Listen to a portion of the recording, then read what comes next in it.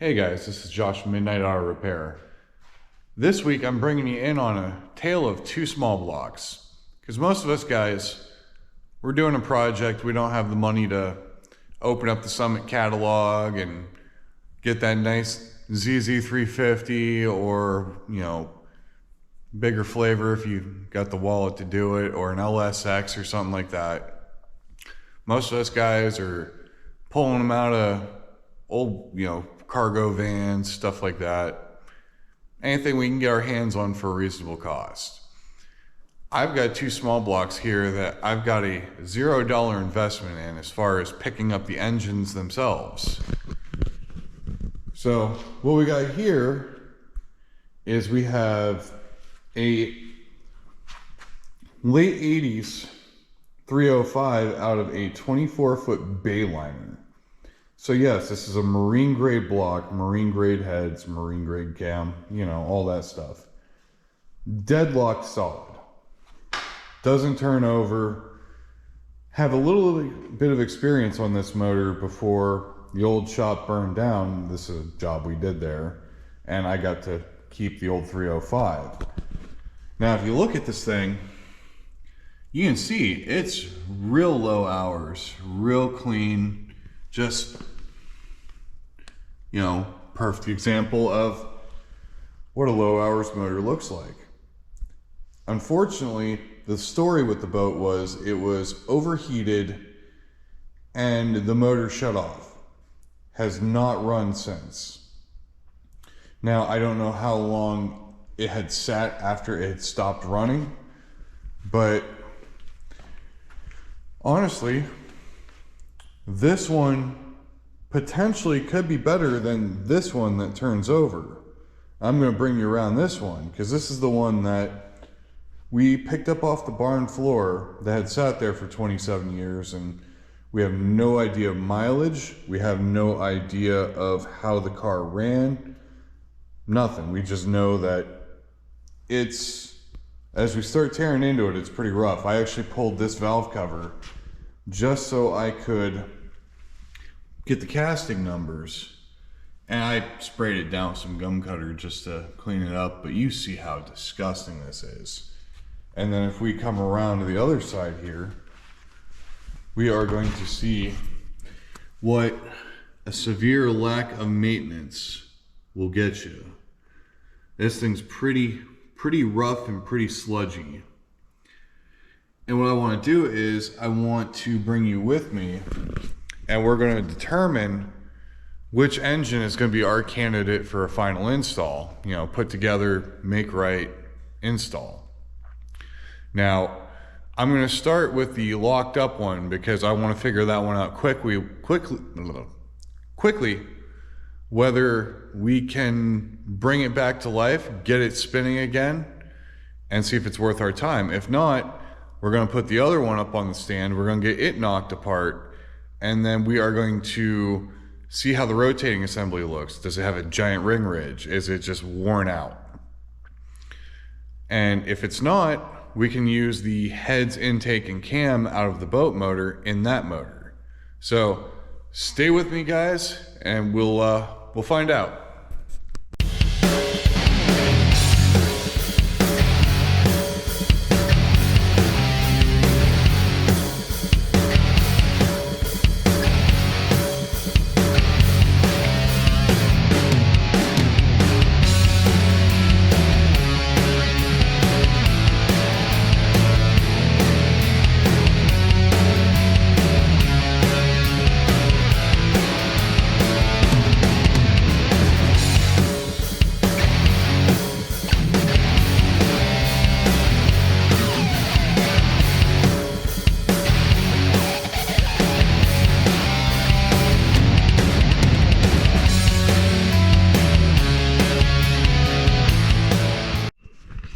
Alright guys, so I'm bringing you back.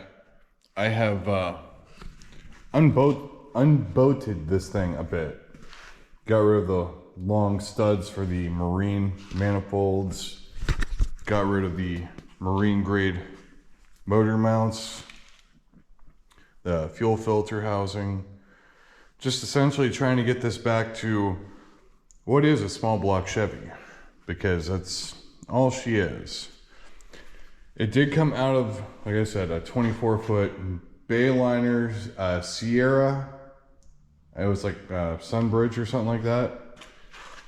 And it's just a 305. It's a 220 horse 305. So this honestly would be my choice as long as it's salvageable. And the other question though is it salvageable? So like I pointed to you, looking in here, it's pretty clean. But what we're going to do is I'm going to bring you along. We're going to take this intake manifold off. We're going to take the heads off of it. And we're going to inspect as to why it may be seized up. So that'll be step one, seeing if there's anything on the upper side of the cylinders that are going to be holding this from turning over.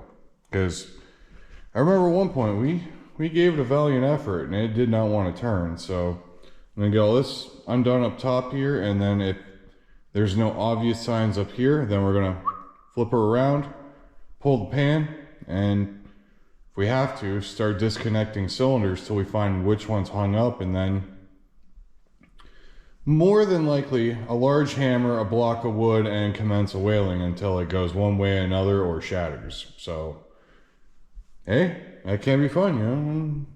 Hang with me and watch.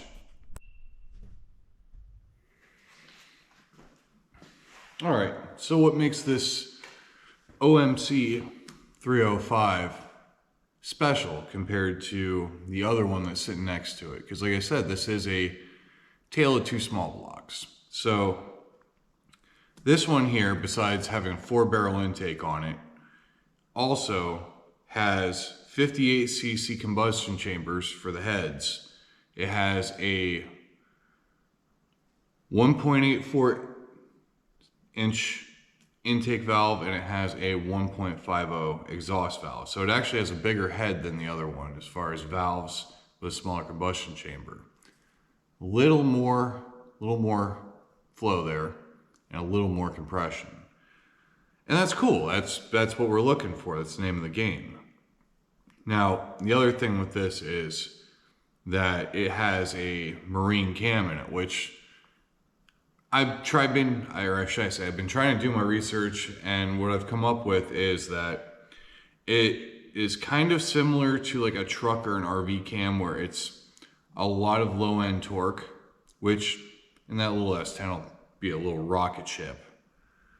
But it's not a high revving thing. It's meant to just hold her, 4,000 RPM, get her up on plane and get it cruising. I mean, the boat that this came out of is pretty good sized boat. And what we're doing is we're going to be putting it in a really small truck. So 305 or not, it should be fairly lively. But what we're going to do is I'm going to come through and I'm going to pull the intake off, pull the heads off. And if I see anything along the way that's noteworthy, I'm going to bring you in. If not, I'm going to leave you guys on fast forward. That way you guys can watch me just blow this apart. So grab a cold drink and some popcorn and be right back.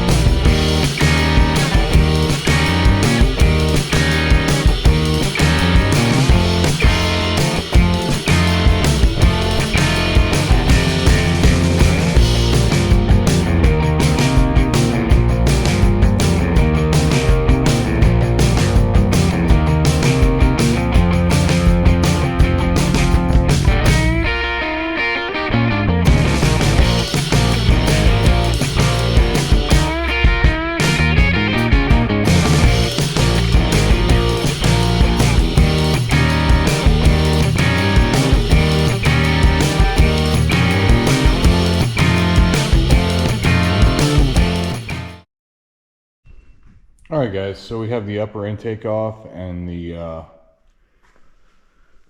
rockers off, the push rods are pulled out, but I wanted to bring you in on this lifter valley here and show you. It's not quite perfect. There's some some definite garbage and shenanigans going on here. So I actually grabbed my scraping tool of choice. You can see there's a little bit of garbage there. It's not terrible. I've seen a lot worse. I also have seen a lot better, but they also haven't been sitting outside for, well, let's see here, more than a few months. So I'm gonna put this back on fast forward and finish pulling the heads and whatnot, but I wanted to show you guys there's a little buildup. You can definitely tell too that it's been sitting outside by looking in the ports. What I'm hoping is that it's just moisture that's collected in there, but we all know that that's wishful thinking on my behalf. So I'll finish pulling these heads and we'll get into the nitty gritty of what's going on.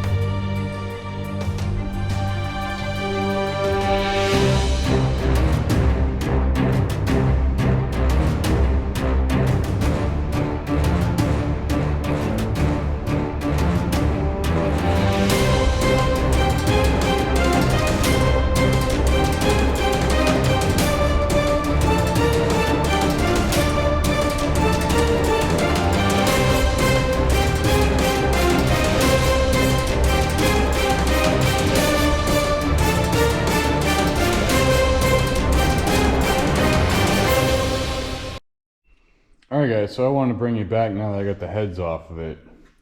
Off camera, oh, I got the one head off, and yeah, the one head decided it wanted to bite me on the way out, so this was kind of retribution.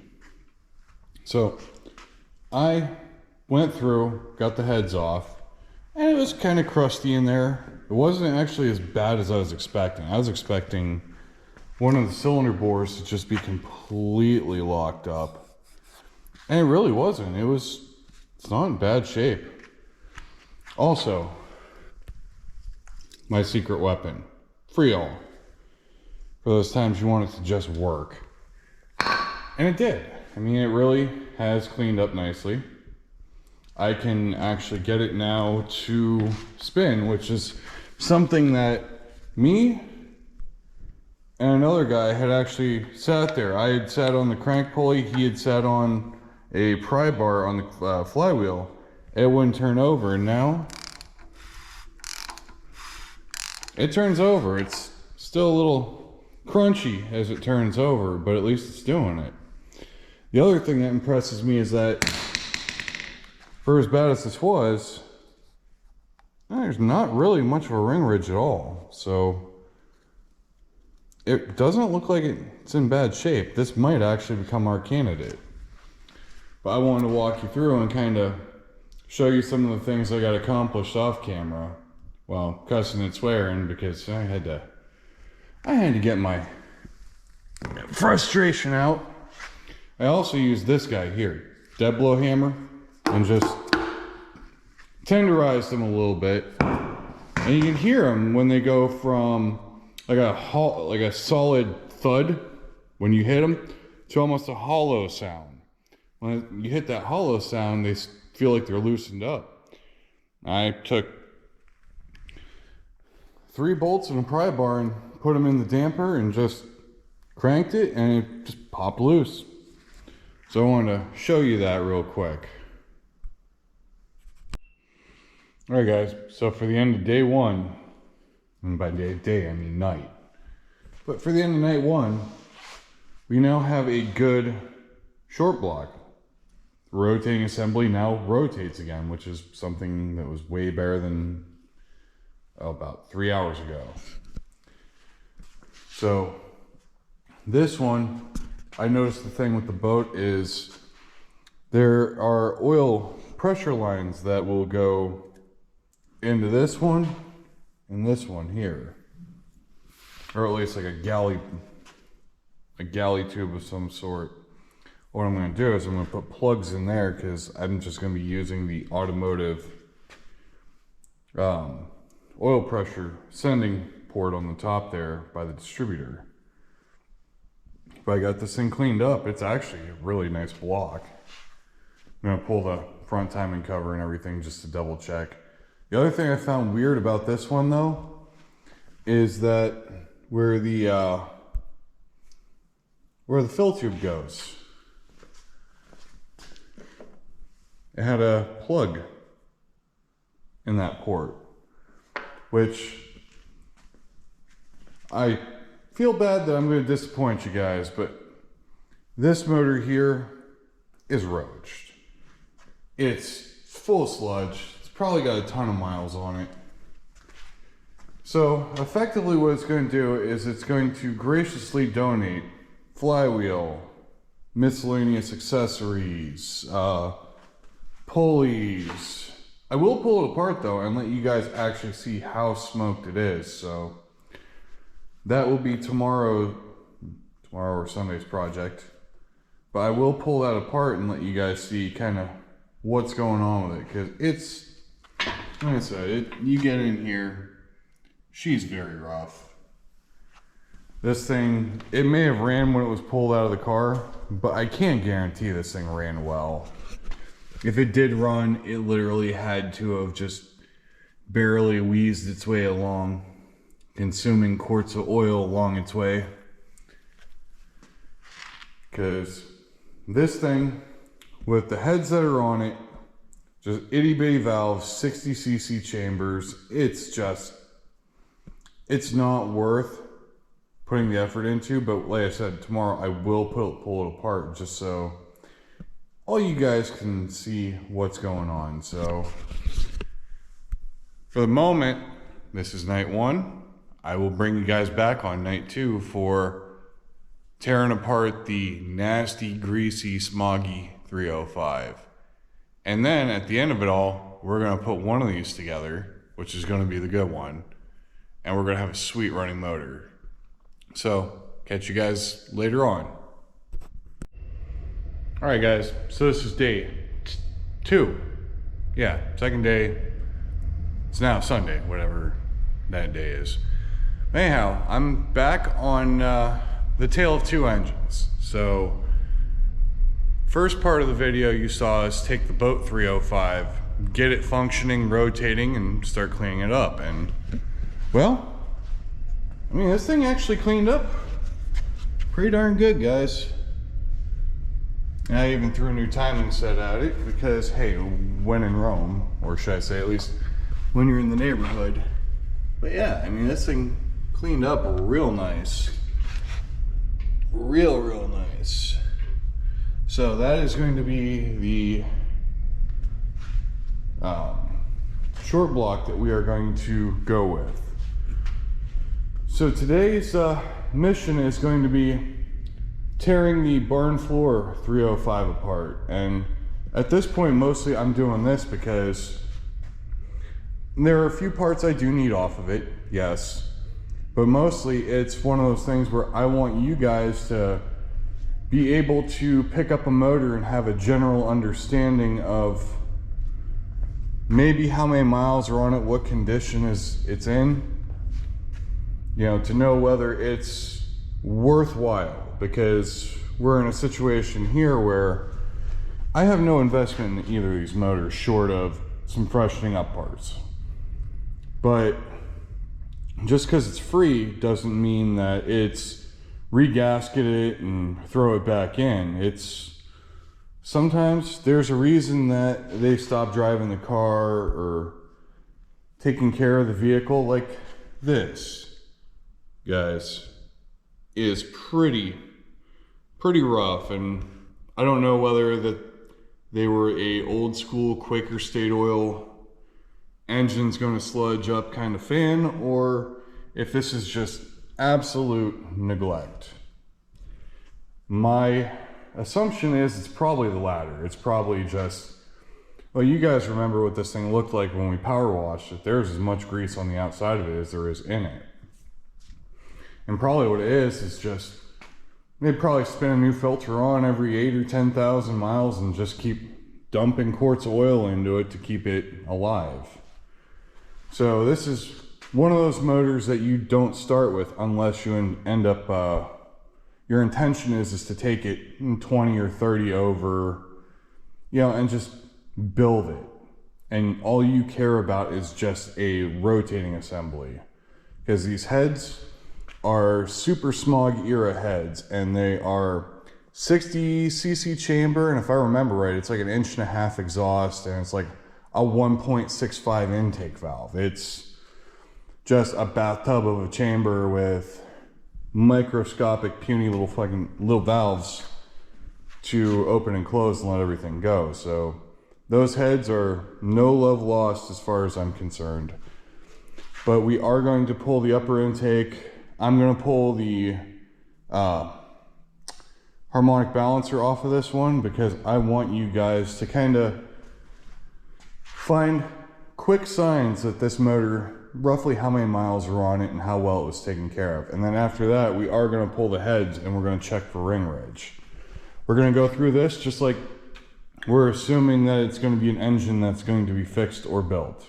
In the end, I'm using the oil pan, the bracketry, the pulleys. I'm going to get a new fuel pump, but I'm going to use some of the parts off the intake because the boat intake does not have a thermostat or an actual thermostat housing with a neck on it. It does not have a portion where the heater core will go back in and through.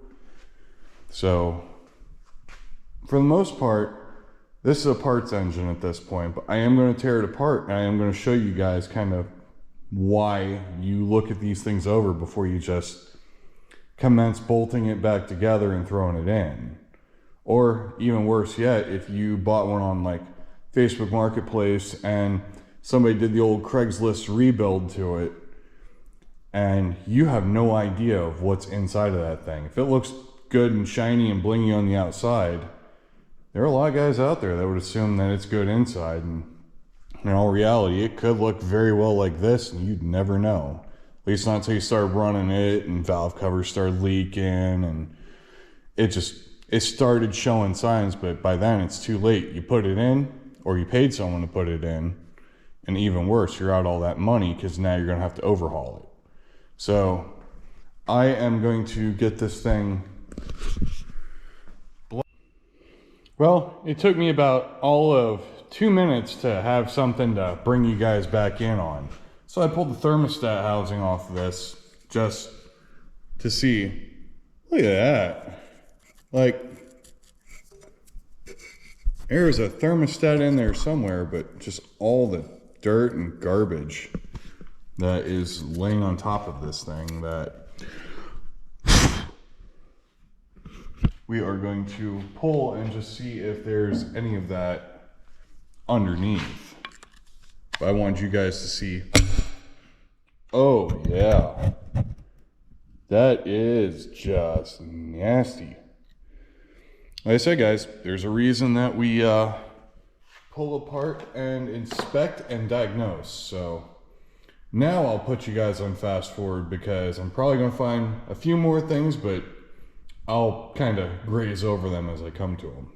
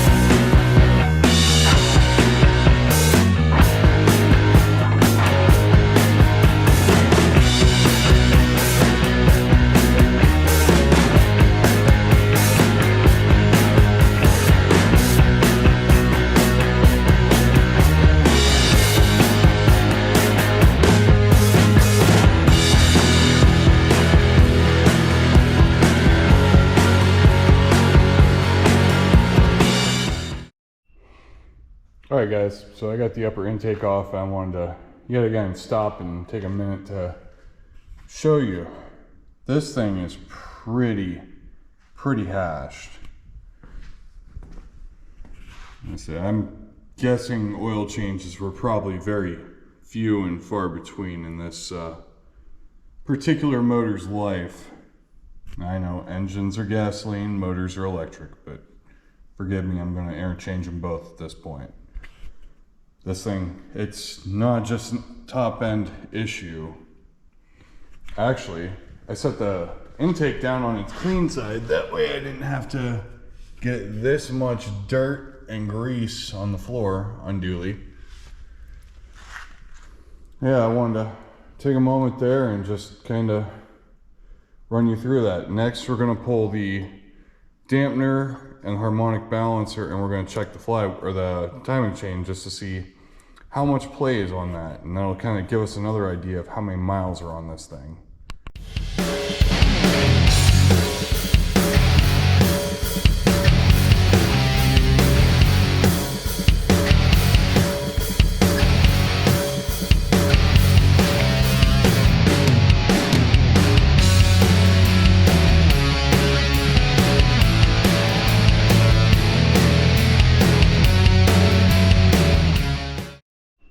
Alright guys, we've got some more definite signs that this thing's got a pile of miles on it. And also, our bad maintenance continues. That's just absolutely like sludged over to the point where that's got to be a good 1/16 of an inch deep. Now what I really want to bring you guys in for is this. Timing sets very rarely lie, especially on GM, since they don't use that nylon fiber gear that like Fords use or AMC used back in the day. These are steel gears and a steel chain, and if you look at this thing, I mean, we have hillbilly variable valve timing going on here. That's just absolutely thrashed. And I mean, if I pull it backward, I can kind of even it up a little. But I mean, we're talking quite a few degrees of just free play before that finally catches up. So when you mat it, there'll be a delay while it's pulling the chain tight that way, and then when you let off, it'll slap back and forth. So this motor's kind of done, but I will keep taking everything apart. I just wanted to bring you through what I'm seeing. And now what I'm going to do is I'm going to knock the heads off this off camera, because you guys saw me do it last time. And I got to save at least a little time on my memory stick here so I can bring you guys through it. So we are at the engine is torn off the heads, but I wanted to show you the level of sludge is just epic. So I'm going to assume that the pan is probably full of that. Safe assumption. I'm going to let that ooze itself out a little bit, and we'll see if we can get this pan off and see what the bottom looks like. Surprisingly enough, on this, got the heads off, there's a fair ring ridge. I'm gonna say that she's probably got the better part of 200,000 miles on her. You know, that's probably a good solid 10 thousandths ring ridge there. And for you guys that don't know what ring ridge is, that's where the piston comes up to the top of the cylinder and comes back down. Well, after a long time, it creates a ring right around that area, which essentially means the cylinder starts small and gets bigger as it comes up to that, which is usually a pretty good sign that she's tired. She's due for a rebuild, and besides that, this thing is just absolutely just disgusting, as noted by the fact that the oil pan is now looking like the morning after Taco Bell. Just saying. But I'll get this thing drained out all the way and then get the oil pan off and I'll bring you back. All right, guys, I told you I'd bring you back when there's something noteworthy. And it's noteworthy. So, tearing apart the top, I already kind of knew the situation of this motor, but I just dropped the oil pan off of it and I literally had to rest it down because it is so full of sludge and garbage.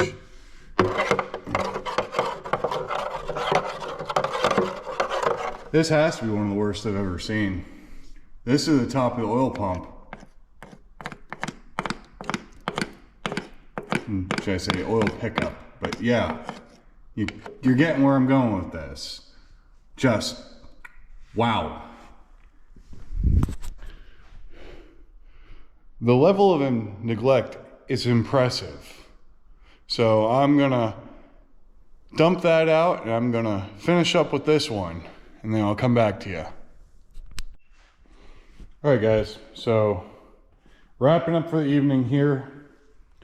This thing is pretty roached, and I just found out I can't use the oil pan because on the Mercruiser 305, it has this windage tray, and to compensate for that, it also has a extra deep oil pan to make up for it, which will still fit the S10 as far as I know right now.